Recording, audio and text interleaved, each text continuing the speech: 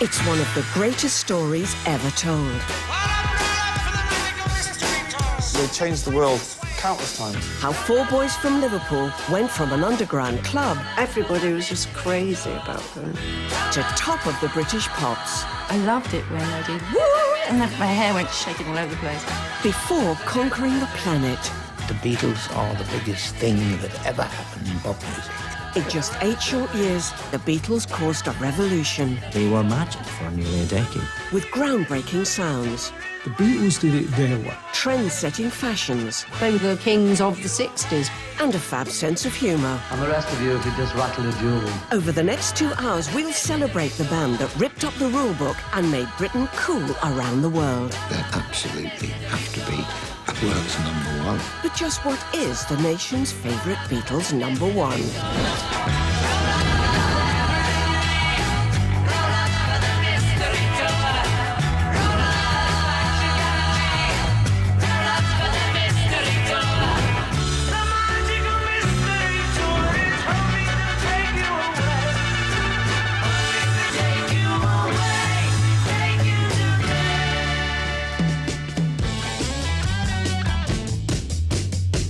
There was John, Paul, George and Ringo.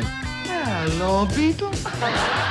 The Beatles scored an astonishing 27 chart-topping singles in the UK and the USA. I think they went for it fearlessly and created some of the greatest songs of all time. Tonight, we'll tell the untold stories behind those songs with a little help from their friends. It was an extraordinary thing to be in that car. With clips never seen before on TV. We said we can't show that. It makes them look like real people. And exclusive access to the original recordings. They would only add something to make it better, not just for the sake of it. So get ready for the results of our exclusive ITV poll and a chance to see the Beatles like you've never seen them before. The biggest, greatest band that ever lived. They appealed to all ages. The greatest songwriters of all time in my eyes. And we begin our countdown with the last of the Beatles' 17 UK #1s. Spring 1969. The QE2 ocean liner was making its maiden voyage to New York. The Apollo 10 spacecraft was orbiting the moon. And John Lennon and his new wife Yoko Ono were on their own personal crusade for world peace. Ballad of John and Yoko was a specifically storytelling song, almost in the sort of mode of old folk songs, about someone's life and what they did.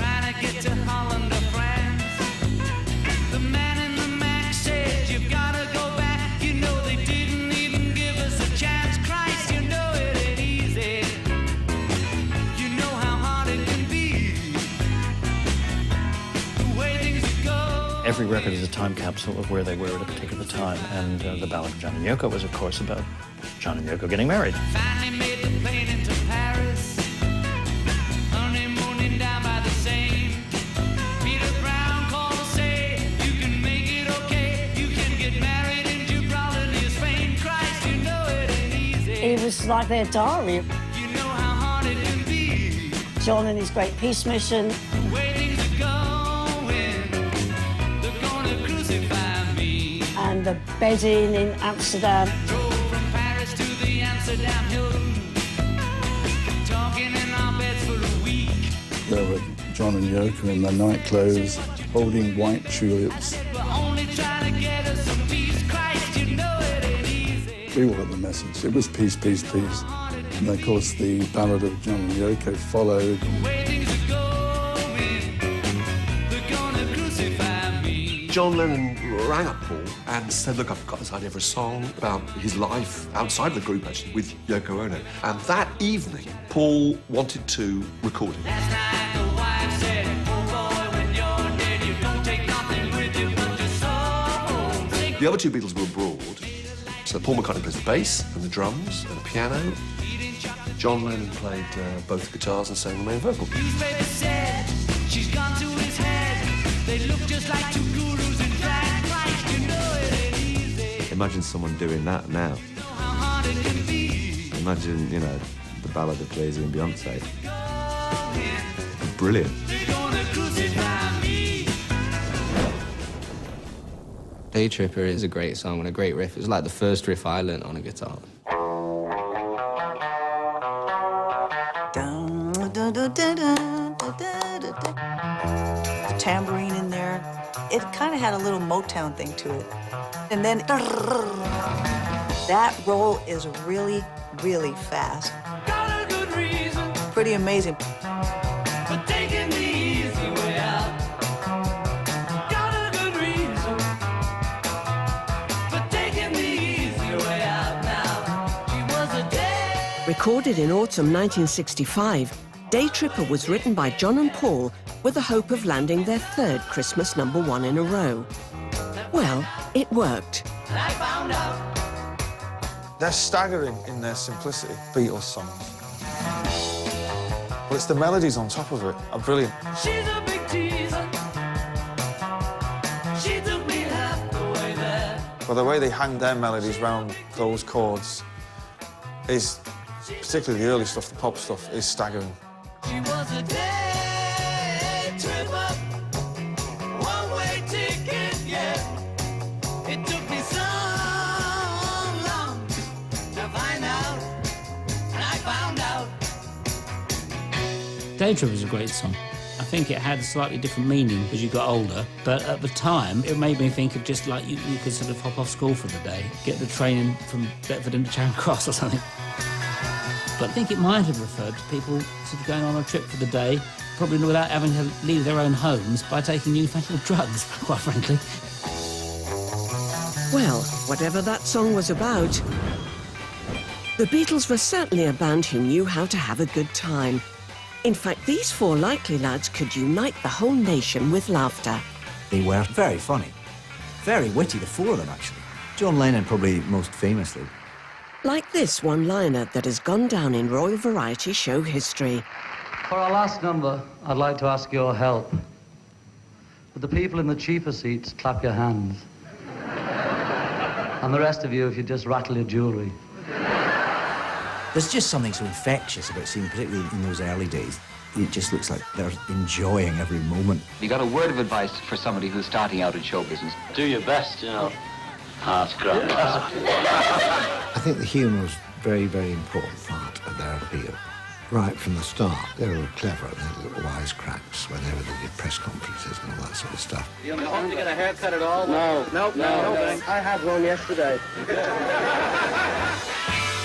I did a television show with him, and I said, well, I'd like to have a go at this pop singer myself. The only thing is I'd have to change my name, you see. I'd have to have a name like Cliff or Rock, something earthy. Well, I don't know, eh? Slash, Cliff Dodd. Yeah, well, what about Sod? Sod.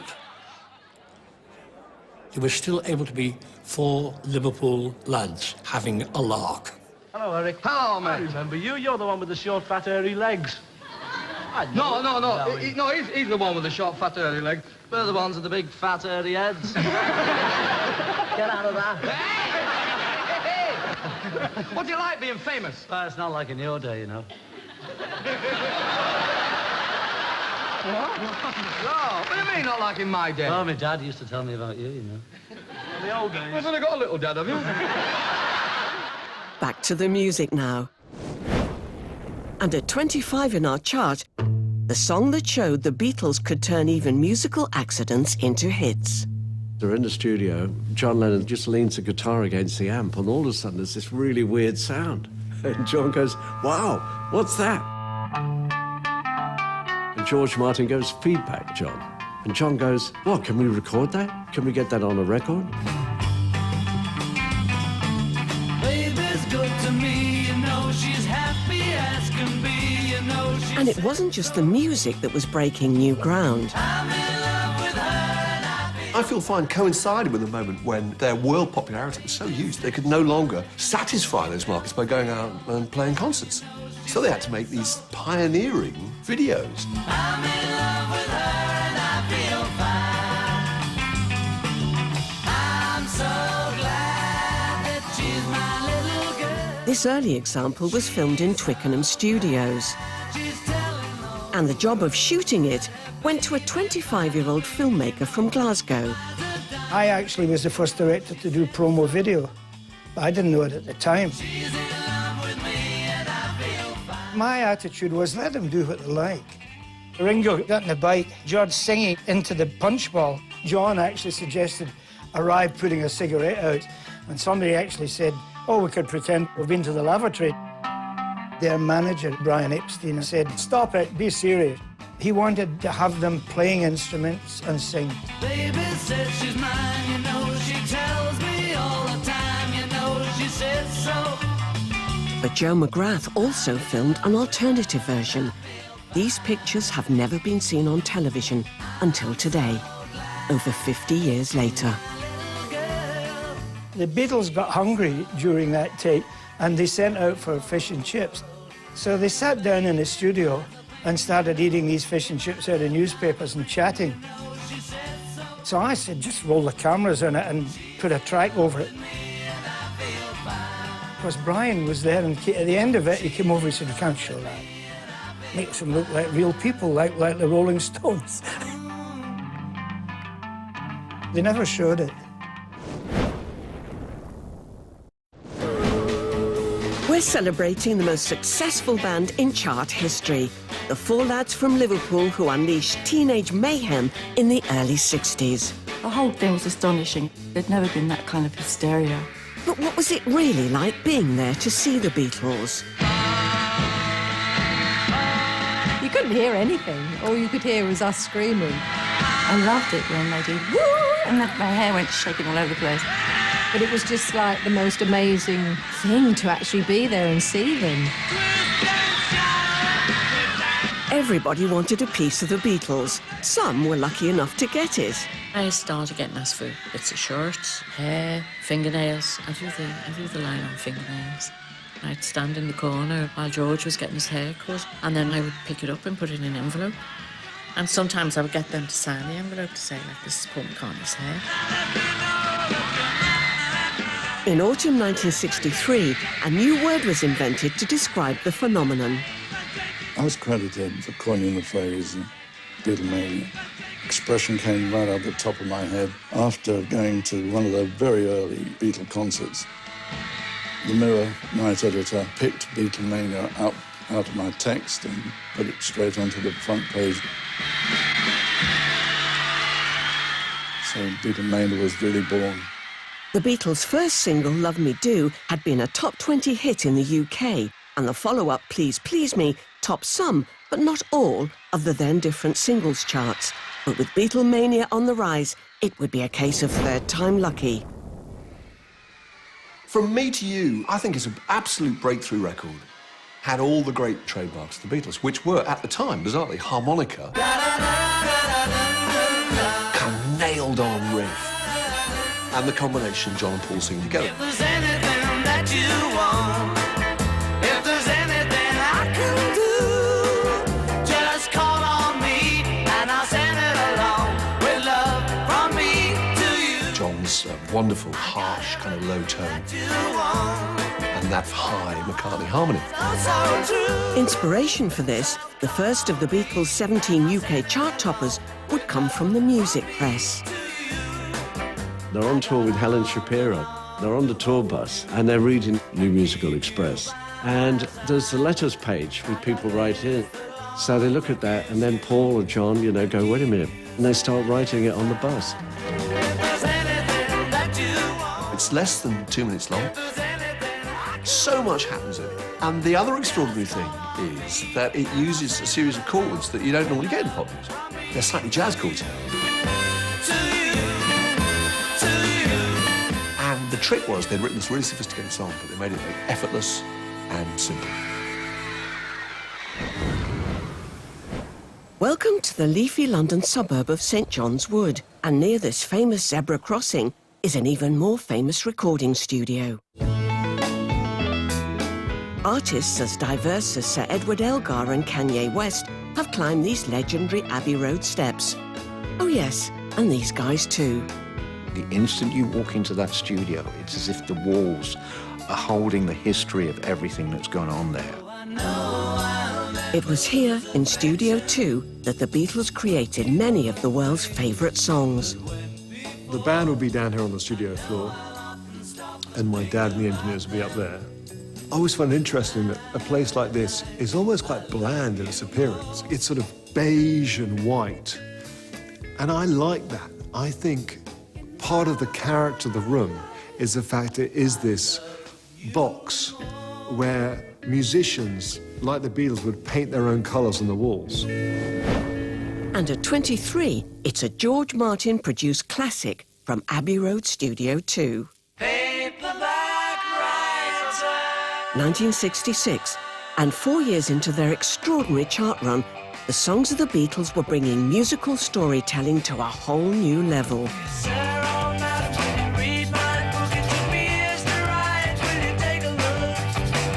Based on a novel by a man named Lear. I need a job, so I want to be a paperback writer. Their lyrics were amazing. Sophisticated lyrics.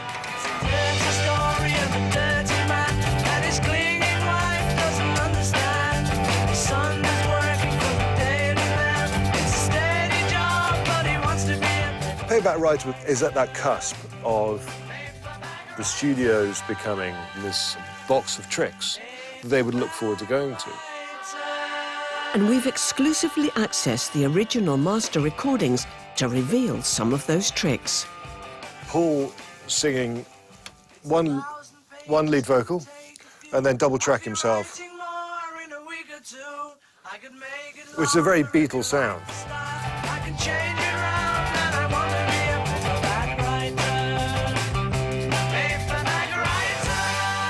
Fair Jacques, obviously, is a French traditional children's song. I think it's John and George adding extra harmonies while Paul's playing bass. Both Paul's Paperback Writer and John's B-side Rain were treated to lush-looking colour music videos, although their young American director found himself being asked some tricky questions. John Lennon asked me which song did I like best. And so I was thinking, well, how do I handle this in a kind of diplomatic way? And then I said, well, gee, I think they're both just so great. And John sort of turned away from me because he wanted me, I think, to come down on one side more than the other because he was looking for bare truth. And he didn't want any polishing of the apple, as it were. Our tour of famous Beatles landmarks continues in Savile Row, London, known for its tailors and for a remarkable event which took place one lunchtime in January 1969. Michael Lindsay Hogg was the director again, this time shooting the climax of the Beatles' final movie, and what would be the band's last ever public performance. We almost didn't shoot the roof and let it be because George didn't want to, Ringo didn't want to, Paul wanted to very much. John didn't say anything at first. We had 11 cameras, we were ready to go. And then John said, let's do it. Jojo was a man who thought he was a loner, but he knew it couldn't last. I was lucky enough to blag my way onto the roof of Savile Row when they done their famous farewell gig.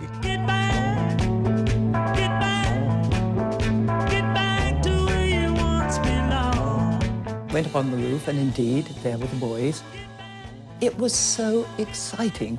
Nobody had done that before, so, you know, it was like, oh, my God. We were going to do a concert somewhere in the world, but we never could agree where the concert was going to be done. So I suggested that, since they wouldn't go and do it in Tunisia, or wherever the hell we're going to do it, is that we do it on the roof.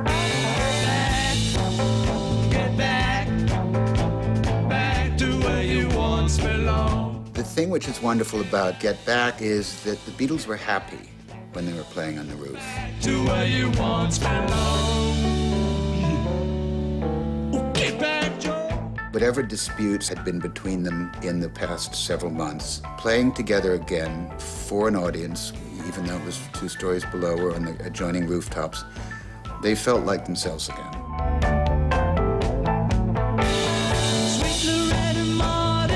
She was a woman, but she was another man. I remember Savile Row is a fairly posh street. Full of tailors, businessmen, directors, and they'd be looking up, thinking, what the hell is going on there? The sound was turned up really loud. I'm sure somebody complained.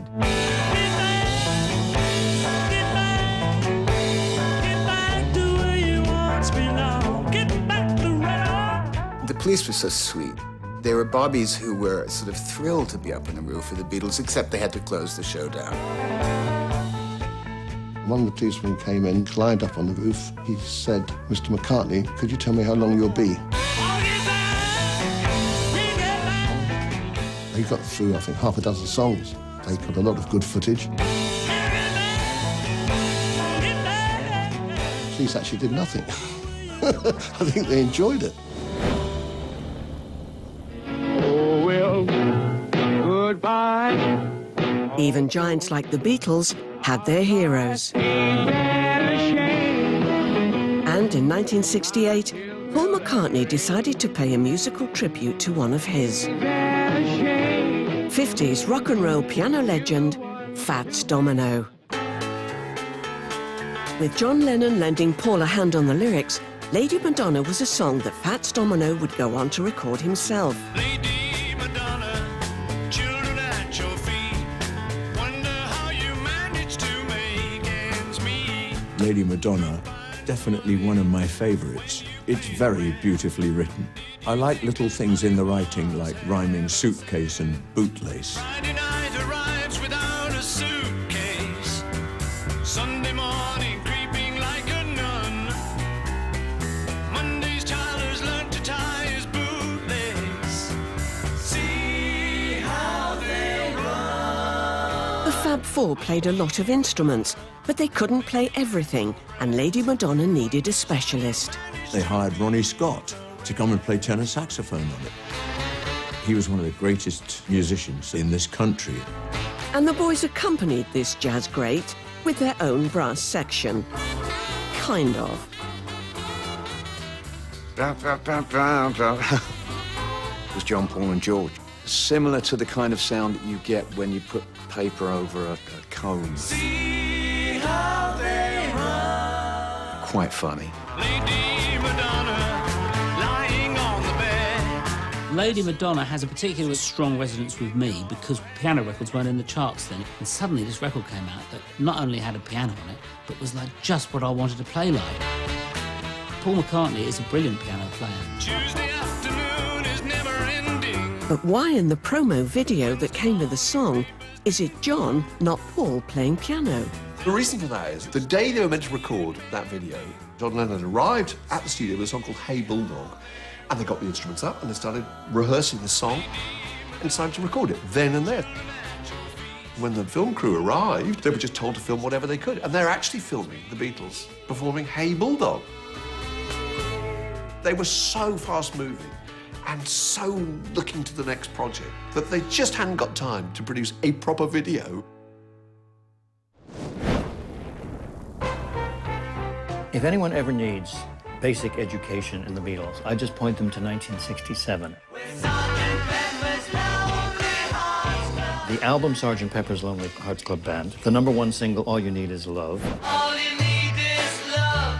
The double-sided single, Penny Lane, Strawberry Fields Forever. Let me take you down, 'cause I'm going to Strawberry Fields. The EP Magical Mystery Tour. I am the Eggman. They are the Eggmen. I am the walrus. Cuckoo, cuckoo. And the Christmas #1, Hello, Goodbye. You say yes, I say. For most artists, that would be a career. For the Beatles, it was 1 year. I say go, go, go. Oh no. You say goodbye and I say hello. People forget that Hello, Goodbye was #1 for 7 weeks and one of their biggest records because they'd had such a huge year that people were still digesting Sgt. Pepper. So it was easy to not devote your full attention to Hello, Goodbye, but it's a great pop record. I say hi, you say. But while 1967 was a stellar year, even by the Beatles' high standards, it also brought tragic news of the man who discovered and managed them since 1962. Brian Epstein died, And Paul seemed to be trying to be the one to hold them together. And when I look back on it, I can almost think of Paul in that position where the others are not being negative, and not in a bad way, but certainly their feelings were quite, I should imagine, confused. And he's trying to stay positive.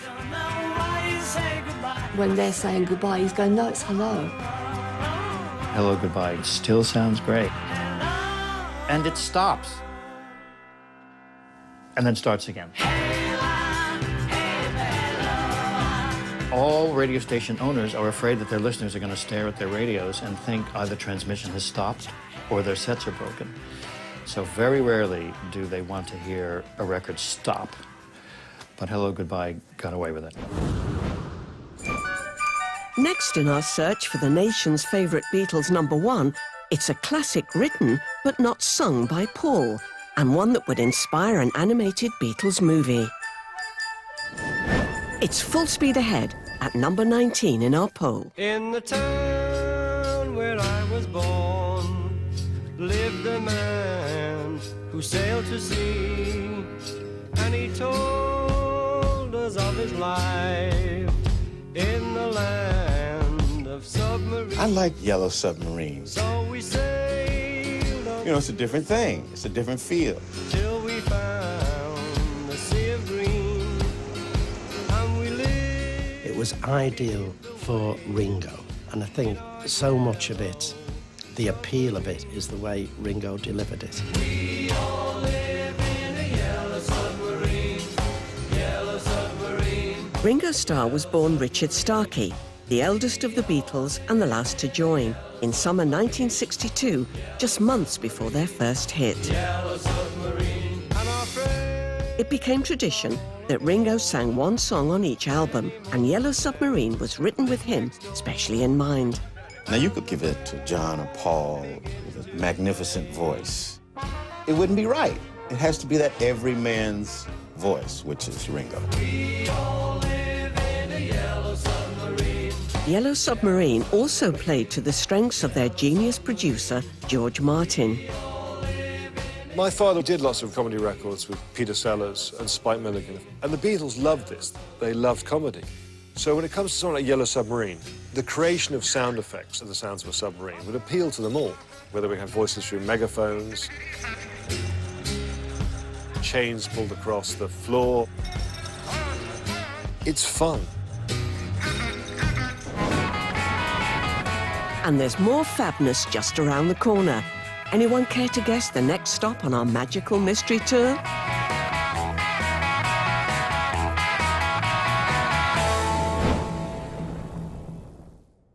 Close your eyes and I'll kiss you. Welcome back to the nation's favourite Beatles #1. It's February 1964, when plans were agreed to build a Channel tunnel. Cassius Clay changed his name to Muhammad Ali, and the Beatles were about to make musical history. America, here they come. George, John, Paul, and Ringo had found a new world to conquer. They hit America like a lightning bolt. It was the American thing that was absolutely dazzling. The way they'd just gone to America, everyone went absolutely mad. Never been a British group that had ever done that before. And let's check out Ringo. Hi, baby, this is WINS, Winds on 1010. Ringo from the Beatles talking. These accents with this different type of haircut. Hello, everybody, WINS, there we go. That whole thing drove the girls crazy. I want to kiss one of them. I love them. Wherever the Beatles went on this first US trip, future legends of documentary making, the Maysles brothers, were filming the madness as it unfurled. Tomorrow night at 7, the Beatles read their own poetry on a documentary, Meet the Beatles. Oh, all over the world. Oh, really? One full hour with I the don't Beatles. understand this. Tomorrow night from 7 to 8, here at Winds. Don't. We ain't written no Looking for a poetry. filter cigarette. And part of the team at the heart of the action was a young English TV producer. It was an amazing moment. We went in a limousine to the Ed Sullivan Theatre. How are we going to get in then? Girls were all lined up outside, kids hitting the windows and so on. It was an extraordinary thing to be in that car. Timing also played its part, because the Beatles first arrived in America just months after a tragic event had shocked the country to its core. President Kennedy had been killed. America was like a great wounded beast. And the Beatles came and gave America what they didn't think they were going to see anymore, which was kind of joy again. Along came these young guys who looked different, sounded different, full of energy, hope, optimism. Well, of course we took to them.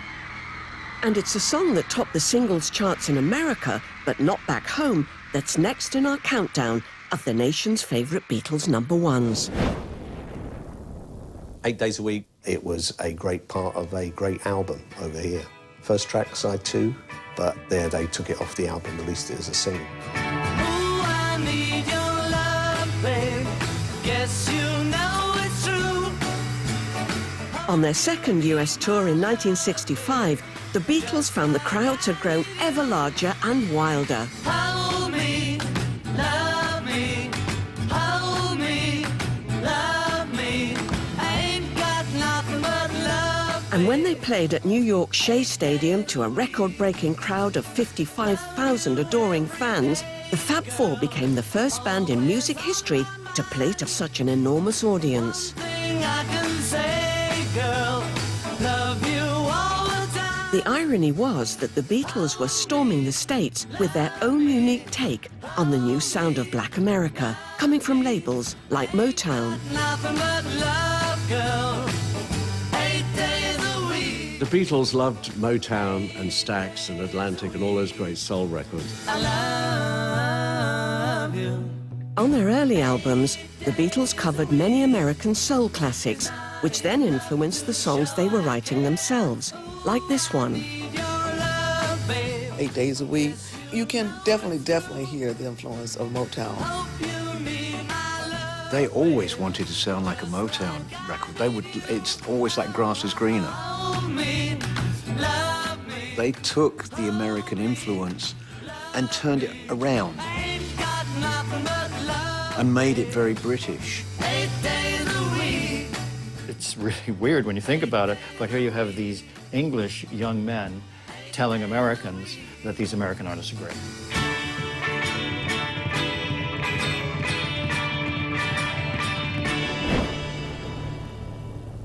All the songs say Lennon and McCartney, but they're usually a John song or a Paul song, but sometimes they do really work together on one.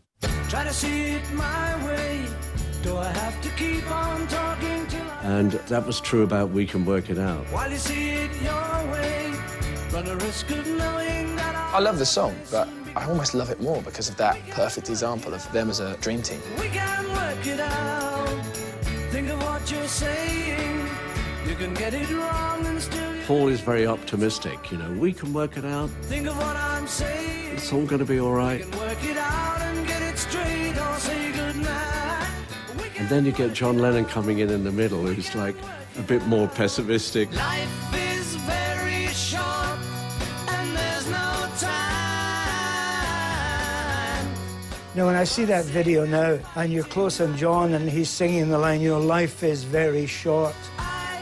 It's no longer just a statement that a pop star is making. It's a statement that's actually happened to him. But thanks to the magic of television, you can still see him looking young in the prime of John Lennon. Try to see it my way. Only time will tell if I am right or I am wrong. We Can Work It Out was yet more proof of the musical genius of the Beatles, a band always bringing new sounds to pop. This time, the novelty was John playing the harmonium, a kind of portable church organ, more associated at the time with early Coronation Street battle axe Ina Sharples. And when the Beatles made a TV special at Granada, where Corrie was filmed, the two worlds collided, with John playing Ina's actual harmonium. So I will ask you once again. They were lads that watched television and they loved Coronation Street. Been on for 5 years by that time. He was delighted to do that, and it was a very good publicity point for us. We might fall apart before too long.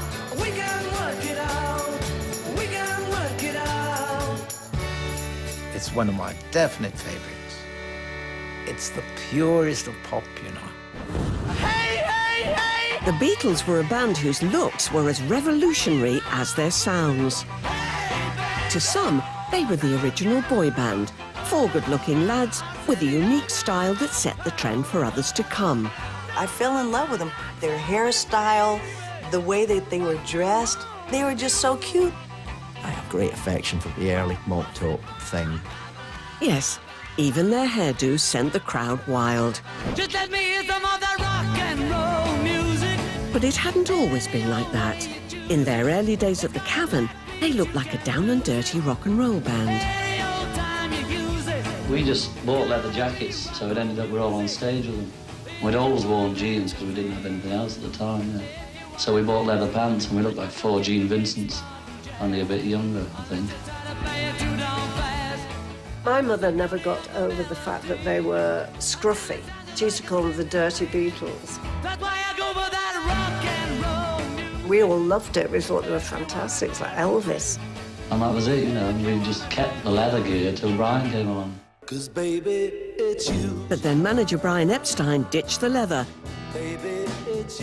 and put his new band into smart suits. What I love now is that people thought they were so kind of scruffy.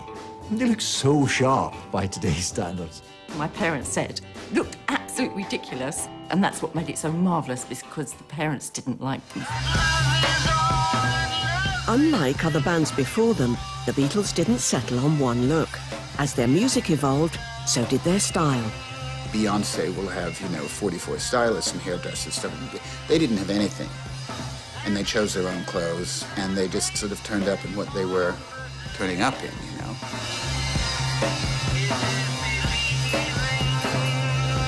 As the 60s wore on, the Beatles' fashion would lead the world. Everything got ever more colourful. Hair got longer and started appearing everywhere. A massive transition from that clean-cut, image they started with to the beards and the long hair. By the end, they were cavemen. Like they were trying to conceal themselves behind bushes of hair. Maybe they were all trying to hide from each other by that stage, I don't know. Time to return to our countdown now. And at 16, here's a place David Tennant knows only too well. The TARDIS. You've got a television show, it. Yes, we've travelled back in time to 1965 and a rarely seen clip of the Fab Four. On a classic British television series. I'm gonna be sad. I think it's today. Yeah. The girl that's driving me mad is going away. This is the only footage of the Beatles on top of the Pops that hasn't been wiped. And this bit only survived because it was reused in this Doctor Who episode. I had no idea you knew about the Beatles. Of course I know about them. I've been to their Memorial Theatre in Liverpool. Ticket to Ride was written mainly by John Lennon with a heavier sound in mind. He later said this track just might have been the start of heavy metal. Ticket to Ride was kind of one of the early rock songs, I think. She's got a ticket to ride. She's got a ticket to ride. Ticket to Ride, that's an early example of the Beatles, the rock and roll band. It is a great guitar track. But it wasn't just about the guitars. This was one where Ringo rocked too. Ringo was always my favourite Beatle. It's the head bob. If ever you're going to mime drums, if you do that along at the same time, people know that you're doing Ringo. Miming was never a problem for Ringo. But as for John... A lot of the time, when John knows the camera's on him, he just would mug terribly and smile and just stop miming. She's got a ticket to ride. She's got a ticket to ride. She's got a ticket to ride, but she don't care. At number 15, an autobiographical chart topper from John Lennon. It's full on when you're in a band under the microscope. And Lennon had a moment, and that was Help. 1, 2, 3, 4.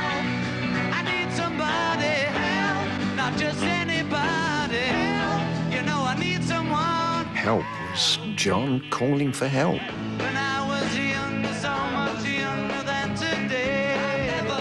Behind the upsounding music, John's lyrics hinted at the downside of global fame.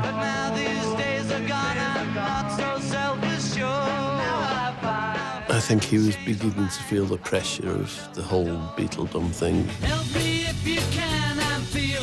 He'd not had any time off at all. Maybe a week's holiday in 3 years.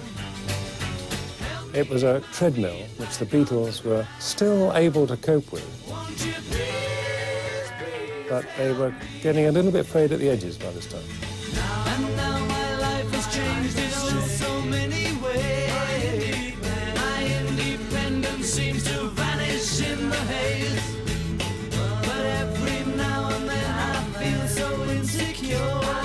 It's like one of those songs that a man can apply to his life, a woman can apply to their life, a child. And we do it, and we do that with song.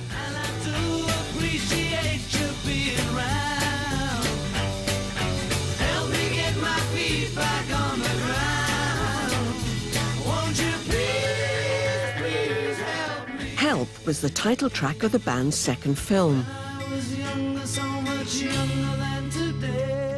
And at that time, the movie Help and everything, it seemed to me that they owned the world.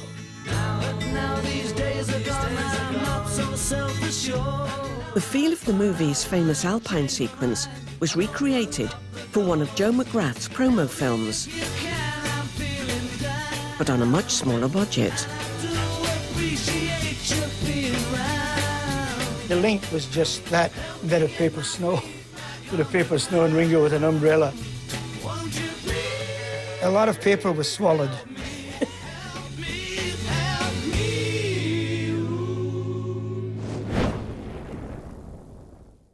At this midday session at the Cavern, we proudly present the Beatles. Welcome back to our celebration of the Beatles and to the Cavern, a club in Liverpool where they played almost 300 times before conquering the world. The Cavern Club was a unique place. There was something magical there. First time you ever come down the Cavern, you just never forget it. And then I saw the Beatles, and I just thought, wow.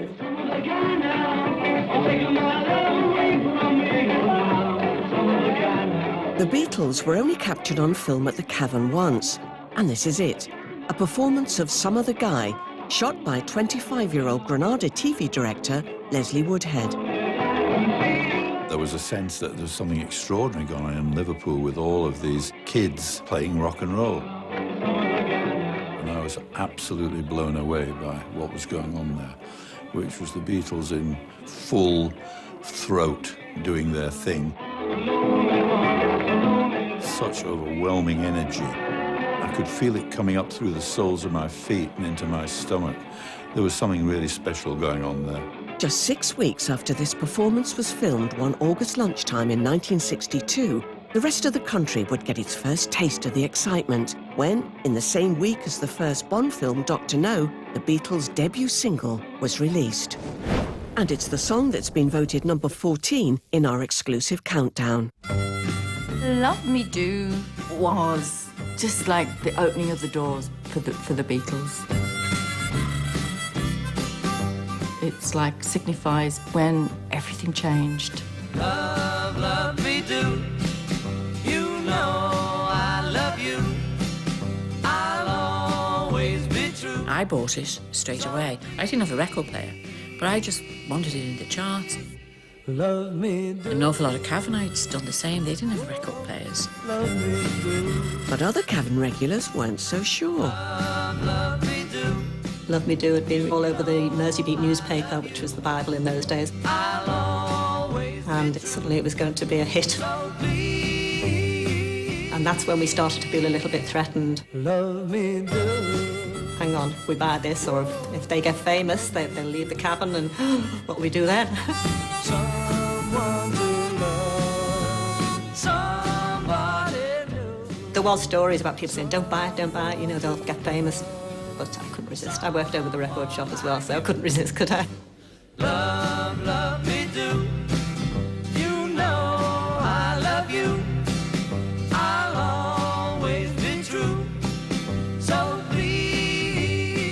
Love Me Do stalled at a modest number 17 in the UK charts in late 1962, but that was only the beginning of the song's chart success. It wasn't a number one in Britain. It was a number one in America, but that's because when the Beatles broke so massively, all of the tiny companies that had the rights to the earlier Beatles singles put them all out again at once, and they were all hits at once. And so, in the first week of April 1964, the Beatles had the top 5 in America. Love, love me do. You know I love you. And they then had another number one creep in, which was Love Me Do. So please, love me do. The Americans didn't know it was out of sequence, but they were eager to buy anything by the Beatles, so it was taken to number one.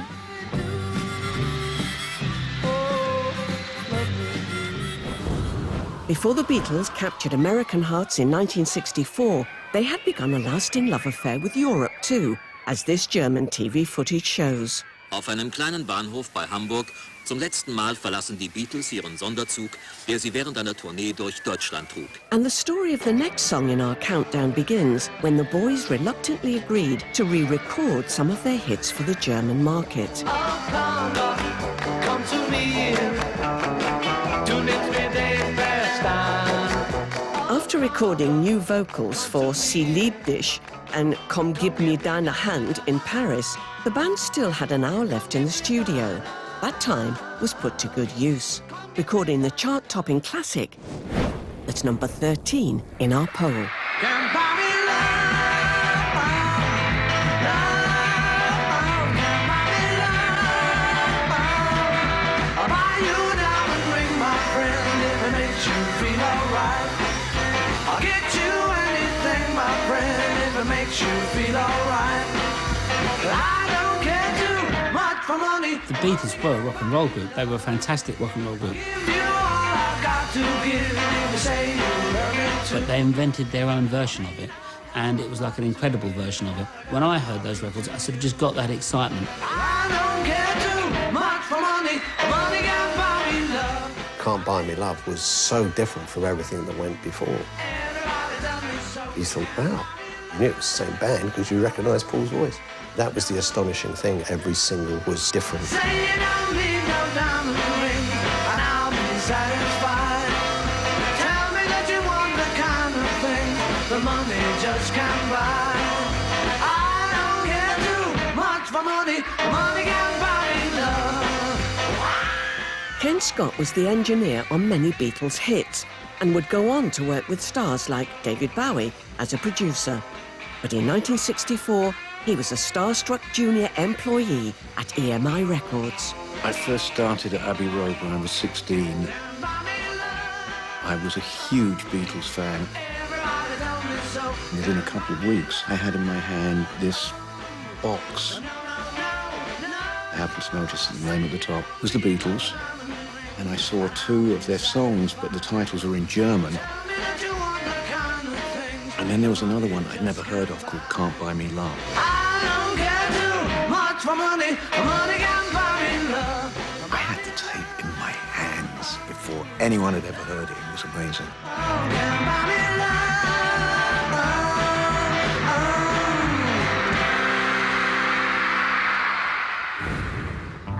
To lead a better life, I need my love to be here. By 1969, the Beatles family of John, Paul, George and Ringo was expanding. Hello, how are you? Ringo had married hairdresser Maureen Cox. George had tied the knot with model Pattie Boyd. And in March 1969, Paul and photographer Linda Eastman left a London registry office as man and wife. A week later, John's marriage to conceptual artist Yoko Ono in Gibraltar would see all the members of the band enter a new phase of their lives. And it was an era reflected in the song that's number 12 in our countdown.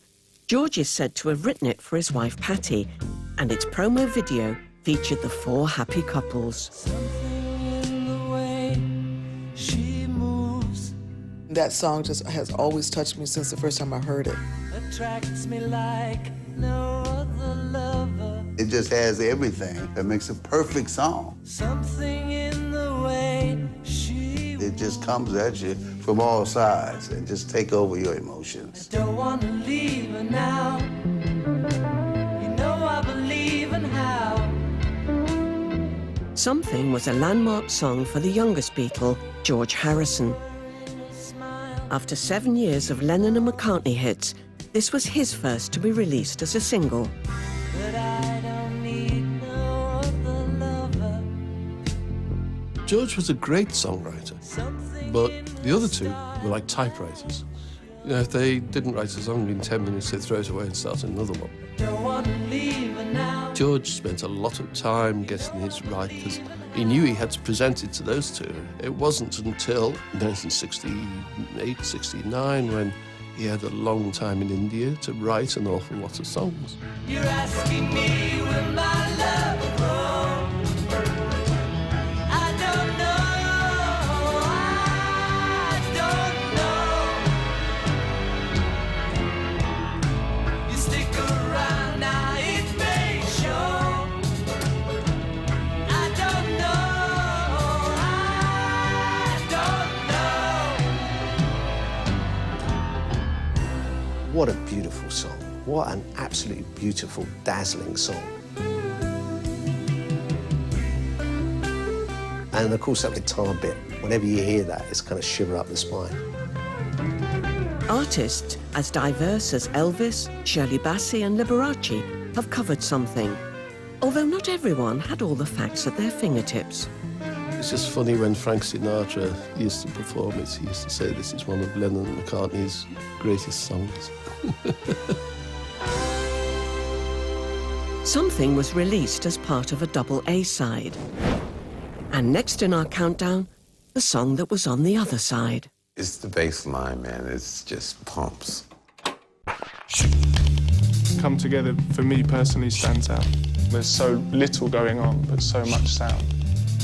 The feel of the music, the groove, it sounds so contemporary when it opens. Here come old flat top, he come grooving up slowly. Got juju eyeball. The words that come together so great. What a great poem, like a modern, it's like a beat poem. John Lennon always had that weird sense of humour. To be a joker, he just do what he please. And that ability just to go off into this made-up, crazy world. What is it about? What is a mojo filter? What is a juju eyeball? What is a walrus gumboot? Walrus gumboot, he got What is a spinal cracker? he want. Spinal cracker, he got feet down below. I like you've no idea really what the song's about. Hold you in his armchair, you can feel his disease. Come together right now over me. And the other extraordinary thing about it, which I only discovered recently actually, is it's a live recording. They had several takes of it, but what you hear is the four of them playing absolutely live in one take in the studio. Phenomenal musicianship. Come Together is a great song. It was just so different. And you never could figure out where the Beatles were gonna go.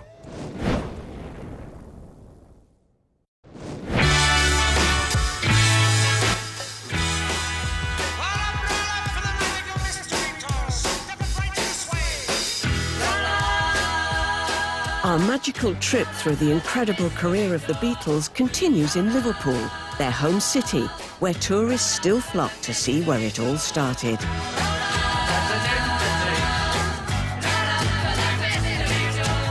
OK, guys, step right this way. And among the main attractions, the homes where the four boys grew up.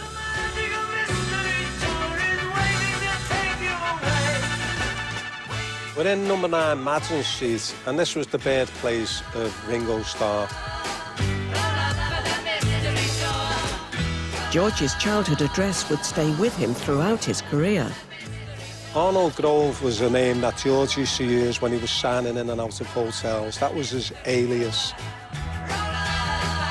The homes of John and Paul have been restored by the National Trust, to how they would have looked when they were boys. John lived here on Menlove Avenue for 18 years. And this is the very porch where John and Paul practiced their vocals. They'd sing Elvis's Blue Moon in there and try to recreate the harmonies of the Everly Brothers. There are songs which are definitely known to have the genesis here in the house. They are What Goes On, I'll Get You, Hello Little Girl, or perhaps most famously of all, Please Please Me. Nearby on Forthlin Road, Paul's house was where some early Beatles songs got their first hearing. One of them, She Loves You, performed to an audience of one, Paul's dad, Jim. Jim listened and he said, "It's great, I like it, but I'm not so keen on the Americanisms in the chorus. Can you change those?" So Jim wanted, "She loves you, yes, yes, yes." He didn't like the yeah-yes, a bit too American at the time for Jim. From its debut in Paul's front parlour, She Loves You would go on to take the world by storm. And it's number 10 in our countdown. The first Beatles record I bought must have been She Loves You. It sounded so fresh. It was like the teenage girl anthem. Everyone would jump up and down and sing. It was so brilliant. You've lost your love. Well, I saw her yesterday. It's you she's thinking of. And she told me what. Great idea for a song, isn't it? Talking to somebody and saying, no, you're all right. She loves you. That can't be bad. She loves you, and you know you should be glad. They changed my world in so many ways because suddenly it was a group and they sang their own songs. And that was a revolution. Now she says she knows. Because it made so many like me think, maybe I could too. And you know that can't be bad. Maybe I should. The other thing about it was that it brought George Harrison, very significant, to the front line.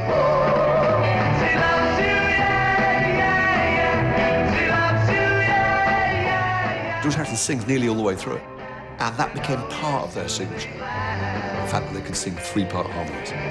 No, it's up to you. I think it's only fair. Pride couldn't hurt you too. Apologize to her because she loves you, and you know that can't be bad. I attended the party that George Martin threw on the occasion of the release of his very last album, and She Loves You came on.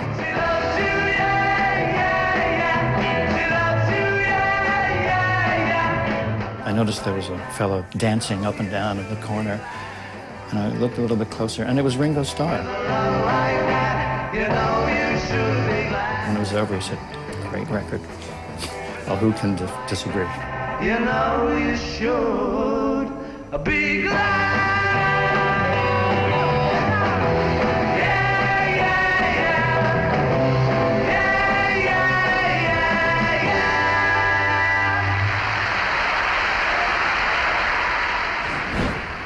At number 9, a song recorded in just 3 hours at Abbey Road.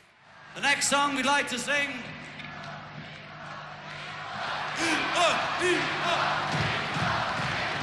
It's called Our Day's Night. And with one of the most famous opening chords ever. Guitarists around the world have tried to work out what chord that is. And the reason why they haven't done so is because it's not just a guitar that's playing. A piano is being hit. If I just play the electric guitar, you have this. It sounds like Hard Day's Night, but it's not. It's just a chord. If I play all four, 2 guitars and 2 pianos, you get the depth of that chord. It's been a hard day's night, and I've been working like a dog. It's been a hard day's night. John Lennon wrote A Hard Day's Night with a little help from one of his friends. It was one of Ringo's little funny sayings. He just said, "It's been a hard day's night." John looked at him and said, "That's it. That's the title we want." Ringo's saying also gave us the title of the Fab Four's first film, nominated for 2 Oscars and setting records in the first week of its release in Britain. I thought they were very funny in the film. I thought they were naturals. And they found an identity in the film which was very real. It was sort of think, yeah, they were the boys I knew. That's fantastic.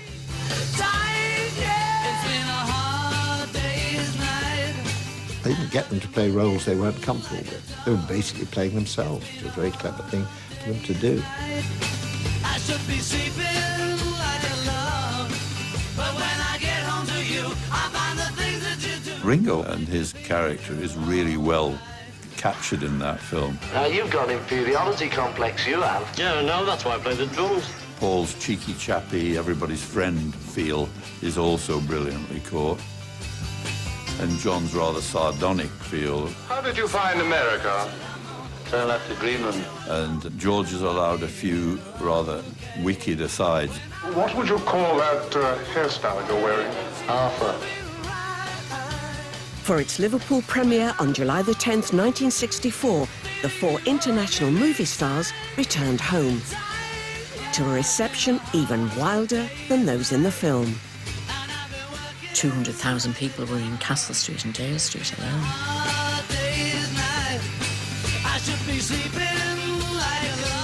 When they opened the doors to go out onto the balcony, the noise was horrendous. And here they are. Just listen to those screams when the police are having a pretty tough time. It's certainly one of their hardest days, nights.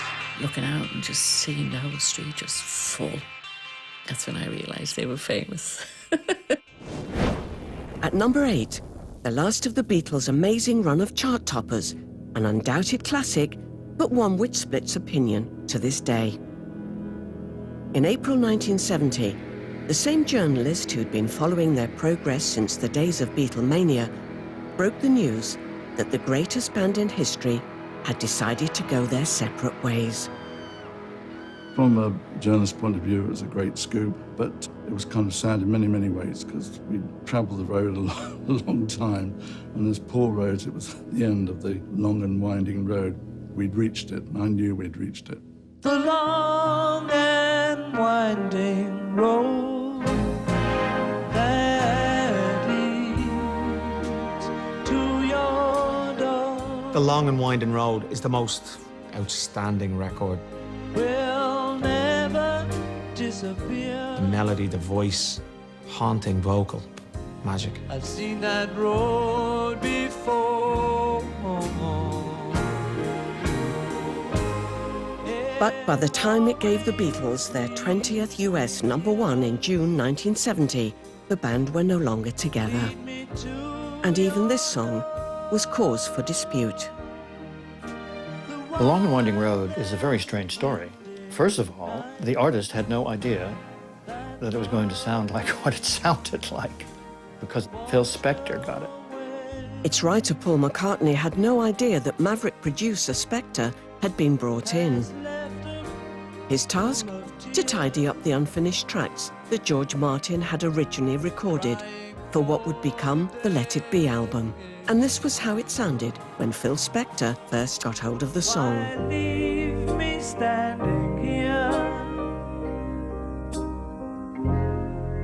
Let me know. Long and Winding Road sounds better with a piano and very little else. Many times I've been alone, and many times I've cried. Because it's a real personal song. Anyway, you've always known the many ways I've tried. So to put all that Spector rubbish on it was wrong. To the long, winding road. Paul rang me up one day and said, they've taken it to America and they've given it to Phil Spector. And they put heavenly choirs and all sorts of soupy strings on it. On my songs, he was furious. A long, long time ago. I got a call, could you come and do an arrangement for this song, The Long and Winding Road? I started off quite modestly, you know, with 6 violins and 3 violas for each other. Lead me to your door. But then I kept getting calls from Phil saying, oh, I'd like a few more violins, a few more strings, some brass and some horns and some harps and even a choir. And I thought, oh, yeah. So I did it.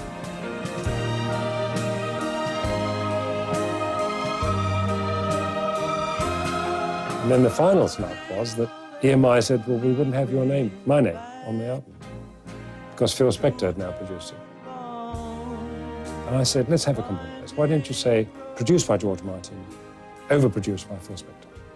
But they didn't go with it. You left me waiting here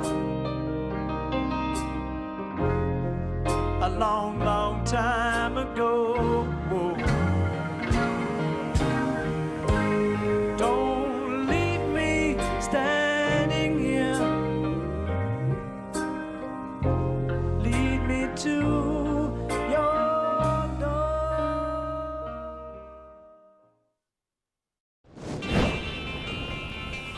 The story of the next Beatles #1 in our exclusive countdown begins here in London at the family home of Paul McCartney's then-girlfriend, actress Jane Asher. Paul was living at the time in our guest room. One particular day, John came over and joined him. They were down there a couple of hours, and then Paul stuck his head up the stairs and asked if I wanted to come down and hear what they were working on, what they'd finished. They were sitting side by side on the piano bench, both hammering away at the piano, and played I Want to Hold Your Hand for the first time to anybody anywhere. You kind of go, you know, am I going mad, or is this just about the best pop song I've ever heard in my life? Oh yeah, I'll tell you something I think you'll understand when I say that something.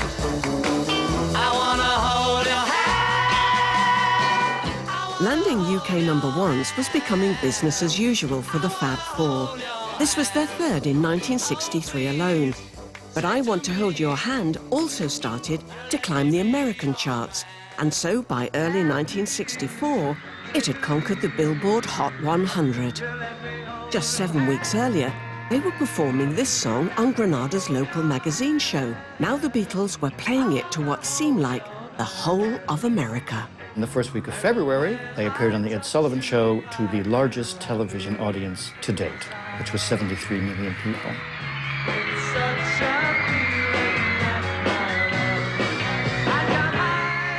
I did see the Beatles play the Ed Sullivan Show, and it was amazing. I fell in love with them. We were all saying who liked who. I like Paul, I like John, I like George. I like Ringo.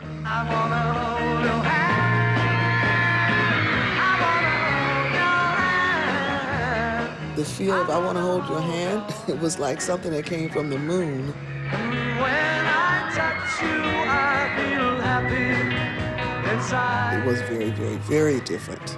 It's such a feeling that my love I can't hide. It was more than just the song itself that was making them so popular. They had look, personality. There was something about them that kids just gravitated and loved. I think you'll understand when I say that something. I wanna hold your hand. It was so quick, it was so deep, it was so impactful. And during the year 1964, they had 25 hit singles in America.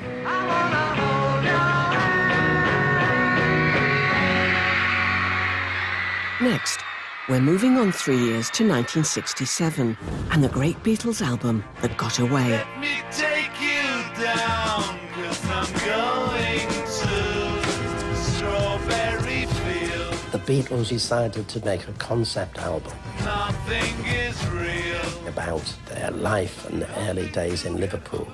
The first song for it, which Paul wrote, was Penny Lane, and then John wrote Strawberry Fields Forever. But sadly, the Liverpool-themed album was not to be. Instead, the two songs were brought together for what many consider the greatest double A-side ever. It's amazing to think that this classic combination was the first Beatles single for 4 years not to reach #1 in the UK. But Penny Lane's slice of Liverpool life did strike a chord in the States, where it reached the top of the charts. And tonight, it's #6 in our countdown. Penny Lane, there is a barber showing photographs of every head he's had the pleasure to know, and all the people that come and go. Penny Lane is such a beautifully crafted song. On the corner is a banker with a motor car. The little Jim Every little bit of it is so catchy. and the banker never wears a Mac in the pouring rain. Really fantastic production as well. Penny Lane is in my ears and in It was bus terminus, Penny Lane, in South Liverpool, where we all lived. beneath the blue suburban skies. And we'd all sort of meet at Penny Lane to go to places. Penny Lane, there is a fireman with an hourglass, and in his pocket is a portrait of the Queen. He likes to keep his fire engine clean. It's a clean machine. All those beautiful images of the people on Penny Lane captivated Americans' imaginations. And they think of, and I honestly mean this, Liverpool as some exotic place with all of these wonderful images, because the Beatles made these images come to life. Penny Lane is in my ears and in my 50 years on, tourists still flock to see the places mentioned in the song. Where we are now is at the very top end of Penny Lane, and just over on the other side you'll see the famous things that the Beatles sang about. Find the shelter in the middle of the roundabout. The shelter in the middle of the roundabout where Pretty Nurses sold poppies from a tray. Just over to the right you'll see the bank, where the banker never wore a Mac in the pouring rain. And just a little bit further up is the famous barber shop. Penny Lane, the barber shaves another customer. We see the banker sitting waiting. I used to live just behind Penny Lane Hill. Then the fireman rushes in. I spent many, many months, years of my life walking up and down Penny Lane. Penny Lane is in my ears and in It brings a tear to one's eye, all this. I thought it just captured the atmosphere there. there beneath the blue suburban skies. I sit and meanwhile. All You Need Is Love was their great imperial moment because it was written especially for this television show, Our World. Broadcast in June 1967, this was the first TV programme to be beamed around the world by satellite. Good evening. This should be a moment in television history because this program will bring together more places throughout the world than has ever been possible before. 19 countries provided performances, and representing the UK were the Beatles with their latest single live from Abbey Road. I remember watching this as a kid, and what was so exciting was we were told this was going to be a global broadcast. The entire world was going to be watching. The next 2 hours, everything will be live, no film or recordings. It's a commission, really. Can you write a song, whole world going to sing? And only the Beatles would have accepted that terrifying challenge. Probably only the Beatles would have succeeded. OK, Jeff. Yep. All right, here we go. OK, Richard. Here comes the thing. Watch it.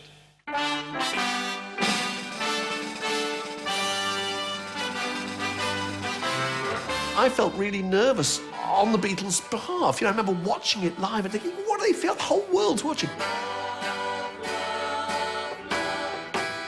And eventually the camera alights on John Lennon, who, if I remember rightly, had his hands on his headphones and his eyes shut and was completely self-possessed. Nothing you can do that can't be done. Nothing you can sing that can't be sung. And was chewing gum. Nothing you can say, but you can learn how to play the game. It's easy. And I can remember thinking, this is brilliant. How cool are the Beatles? Nothing you can make that can't be made. No one you can save that can't be saved. Nothing The broadcast came just as the summer of love was in full swing, easy. with a song that summed up an era of optimism. All you need is love. Love used to be talked about a lot in the 1960s. There should be a better way of living than everybody just cooperating with each other. All you need is love. And the Beatles are very influenced by that. Love is all you need. In the build-up to this moment of history, fellow Cavan graduates, the Merseybeats, were allowed a rare glimpse of the Beatles at work in the studio as the song came together. Die done the backing track, love, love, love, love, love, love, love, love, love. That's all they had. And they said to us, what do you think? And what did you say? Well, I like the words. But then Paul kept popping his head outside and said, "John, have you written any lyrics to this song yet?" And John said, "We've got 2 days. It doesn't go out live till Friday." Nothing you can know that isn't known. Nothing you can see that isn't shown. There's nowhere you can be that isn't where you're meant to be. Here's this ultimate sing-along song. It was uplifting and it meant something and it really worked. I just felt so incredibly proud that this wonderful band were performing a breathtaking song and representing our country. I thought, I bet all the other countries in the world are probably a little bit jealous, actually. All you need is love.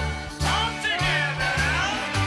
All you need is love. Everyone. At number 4, it's the McCartney classic from the Revolver album that topped the singles charts in 1966 as a double A-side with Yellow Submarine.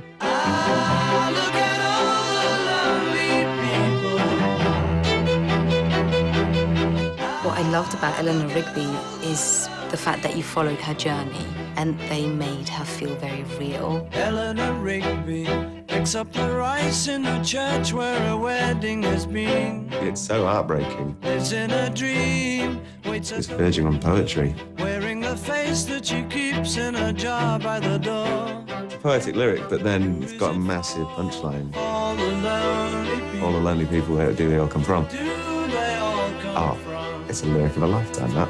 all the lonely people? Eleanor Rigby's very unusual. It's the first time that the Beatles didn't play any instruments on their records. Father Mackenzie, writing the words of a sermon that no one will hear. What they did is they recorded a double string quartet. And my dad talked to Paul about it, and listened to Bernard Herrmann. Now, Bernard Herrmann was a famous film composer who is famous for Psycho. As the woman is attacked in the shower, there's All the lonely people. there's an incredibly aggressive sound, and it's almost like a 24-year-old Liverpudlian saying, "I want a string quartet to sound like this," and using my dad as a translator for that.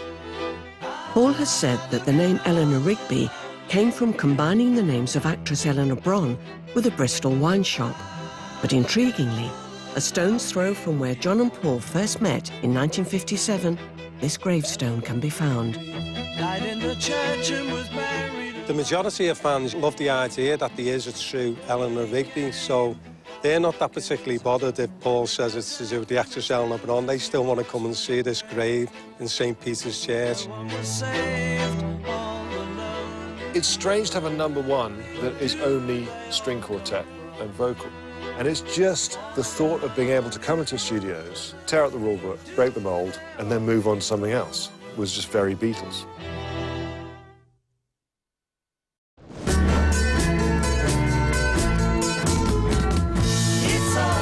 Welcome back, as we're nearing the end of our incredible journey to reveal the nation's favourite Beatles number 1. And we're now into our top 3 and the epic title track from the Fab Four's final album and film, based on a dream Paul McCartney had about his late mother, Mary. When I find myself in times of trouble, Mother Mary comes to me, speaking words of wisdom, let it be. And in my hour of darkness, she is standing right in front of me, speaking words of wisdom, let it be. Paul has said the dream came to him during a difficult time in the band's history, when Mary appeared to him saying, "It will be all right, just let it be." Whisper words of wisdom, let it be. The dream that he had about his mother, I can imagine him having an experience like that. It's quite mystical, isn't it? There will be an answer, let it be. When she died, it was like a big, big thing to him. He was very, very close with his mum. The fact that he wanted to put that into music, trying to sort it out some kind of creative way through a song, that's very him.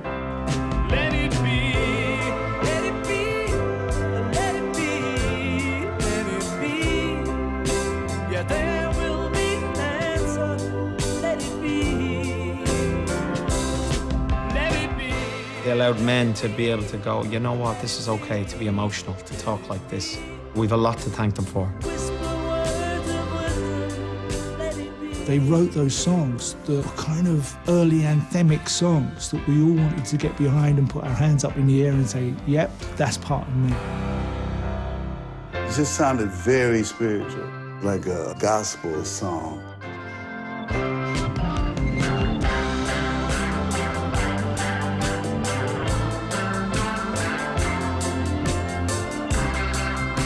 It's very kind of stripped back, simple way of delivering that message. It says all it needs to say, and there's just no need for elaboration.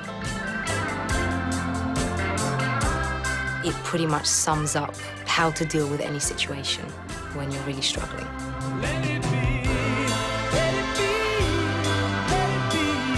This would be the final single released before Paul McCartney left the band, and the Beatles were no more. Let It Be has a finality to it. It almost sounds like the song for the credits at the end of the film.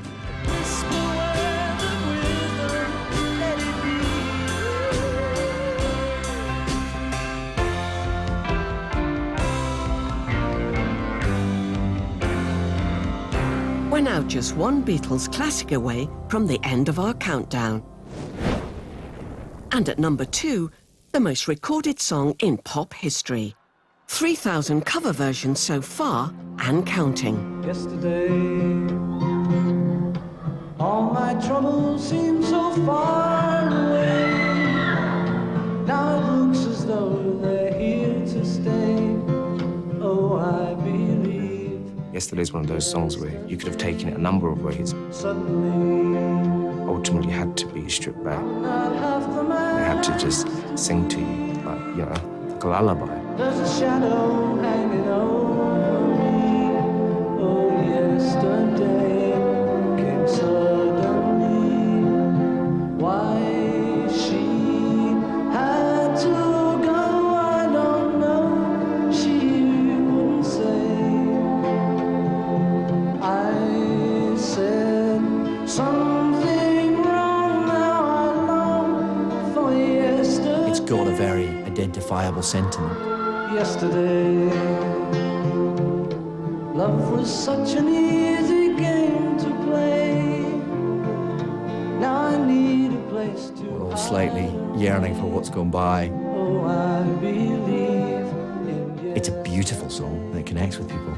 Why she had to go, I don't know. She wouldn't say.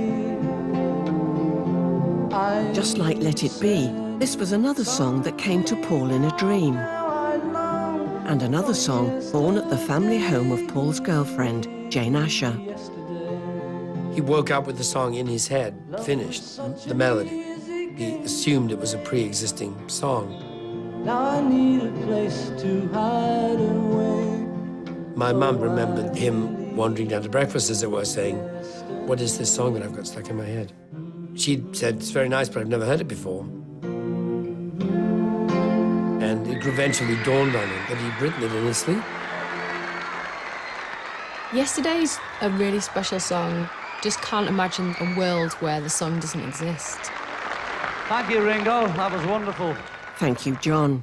But the time for joking's over as we reach the end of our journey through the extraordinary career of the Fab Four. It's finally time to reveal the song ITV viewers have voted as the greatest Beatles #1 ever. Tonight, we've enjoyed songs that summed up the 60s, songs of pure genius, songs that changed the world, and at #1, it's an anthem that's moved millions of us since 1968, a 7-minute epic, written by Paul for John's son Julian. Prepare to sing along with the nation's favourite Beatles, #1. Hey Jude, don't make it bad. Take a sad song and make it better. Remember to let her into your heart. Then you can start.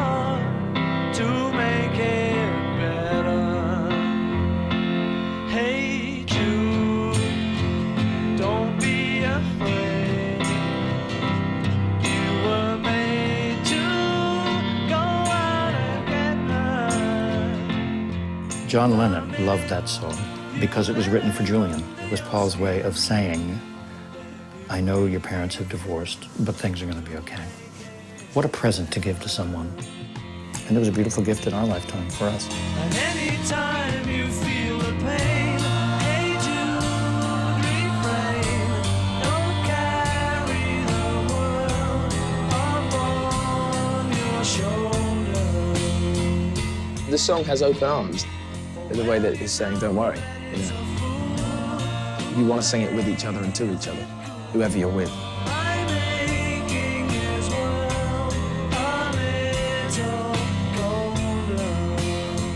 It's one of the true pop anthems. It's one of the oldest and greatest. But recording this great pop anthem wasn't all plain sailing. The first 2 days spent on it at Abbey Road were caught on camera. Great for us now, but not at the time. There was a film crew in. Typical of a film crew, they said, don't worry, you won't know we're there. Well, we did. They were in everyone's faces. Everyone was quite irate. We finished up not getting anything. So let it out and let it in. It eventually took 6 days to record Hey Jude, the longest time needed for any Beatles single. It would also be the longest Beatles #1. A running time of over 7 minutes meant the band were breaking yet more rules. Back then, radio was 2.5, 3-minute songs. Don't think anyone thought that Hey Jude would get the amount of play that it did get, but it was the Beatles. Who's not going to play the Beatles? When the Beatles premiered the song on the David Frost Show on ITV in September 1968, this was a real TV occasion. And for the big sing-along chorus at the end, director Michael Lindsay Hogg decided to pull out all the stops. We realized that just being on the Beatles for the 4-minute closing chorus wouldn't sustain. And so Paul and I thought, wouldn't it be interesting to get people in as an audience to represent the world? Housewives, students, certainly multicultural. They just sang the song, and when they got to the na na na part, we all had to run on. I was about 2 people away from Ringo and singing my heart out. It was a once in a lifetime. It's a really lovely memory.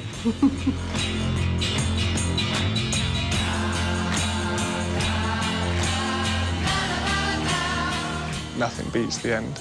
When it's the big sing-along, hands in the air. And at that point as well, if you've got a room full of people, it doesn't matter if they can sing or not. If they want to shout along, that works. If you don't join in on Hey Jude, there's something wrong with you. I love it, that never-ending na na na na. Their legacy is their music. Those songs that we all join hands and sing along to at the end of a night. God bless the Beatles. It's now over 50 years since the Beatles first came, saw, and conquered the world. Today, sadly, it's a world without John, a world without George. But the legacy of the greatest band in history remains as strong as ever.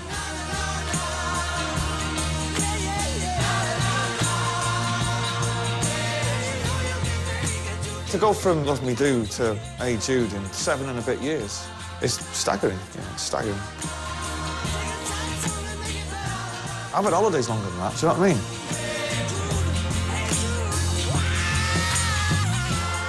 Beatles are the Shakespeare of popular music. There's a quality and there's a longevity to what they did that will outlast all of them and all of us. Their songs will go on and on and on. Like the music of Mozart, it will stand the test of time because it's so unique.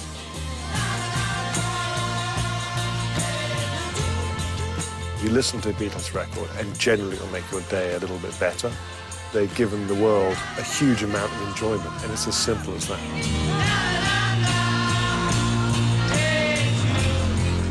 On behalf of the band, I'd like to thank everyone in the UK for their continuing love and appreciation for our music.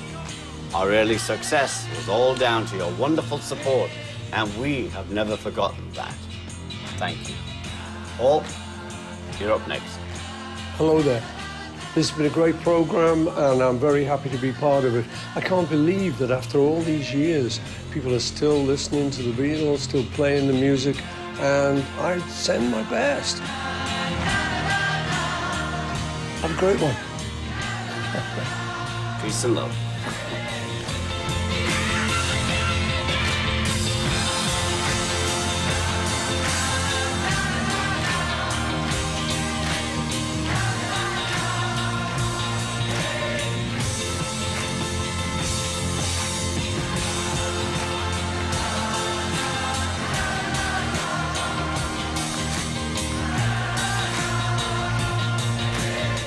Well, another act has got to go this weekend. Your vote decides, live from 8 on Saturday and Sunday. It's The X Factor. Next tonight, Sean Bean stars in a new drama, The Frankenstein Chronicles, exclusive to ITV Encore. And on ITVB, it's the new series of The Only Way is Essex. Next, hear the latest ITV News at 10.